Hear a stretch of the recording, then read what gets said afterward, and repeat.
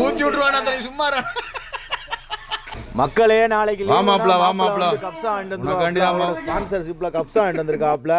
கப்ஸால் இந்த மாதிரி படுதா கொடுப்பாங்க. படுதா விரிச்சு விட்டோம் அப்படின்னா வெறும் சோறு மட்டும்தான் வாங்கியிருந்தோம். 4 முட்டையை போட்டு ஆம்லெட்டு போட்டு விட்டாச்சு. மலைச்சா மாதிரி வெங்காயம் நல்லா போட்டு விட்டு எலும்பு குழம்பு நீங்களே பாருங்க. அந்த கப்ஸாவுக்கு தக்காளி சட்னியோ தக்காளி ஊறுகாயோ கொடுப்பாங்க. நல்லா பிணைஞ்சு குழச்சி அடித்தோம் அப்படின்னா வேறு மாதிரி டேஸ்ட்டாக இருக்கும். தலைக்கறியில் வெறும் எலும்பை மட்டும் போட்டு நல்லா கிரேவியாக வச்சாச்சு. நல்லா முட்டையை கொஞ்சம் பிச்சு நல்லா கொஞ்சம் தக்காளி சட்னியோட குழப்பி கொஞ்சம் கறியை எடுத்து வச்சு ஒரு போட்டோம் அப்படின்னா அப்படி தான் இருக்கும். வெளிநாட்டில் லீவ் விட்டாங்க அப்படின்னா அப்படி ஒன்றா தான் சேர்ந்து சாப்பிடுவோம். எல்லாம் இருக்கிற மிச்சம் மீதி நேற்று வச்ச மீன் குழம்பு நல்லா மட்டன் குழம்பு மாப்பிள்ளை போட்டு எரிஞ்சுக்கிட்டு இருக்கான். 7 ரூபாய்க்கு ஒரு சாதா சாப்பாடு மட்டும்தான் வாங்குவான். எலும்பெல்லாம் எப்படி சூப் எரிஞ்சிருக்கான் பாருங்கள். எந்திரிக்க போக மாட்டேங்கிறான். அதனால் கிளைமேக்ஸ் ஒரு ஜூஸை குடிச்சு அதுக்கப்புறம் வைப்பு ஆரம்பிச்சாச்சு. குலுக்கி வச்ச கொக்கோ கோலா போல நீங்களே பாருங்கள். மாப்பிள்ளை ஒரே வைப்பு தான்.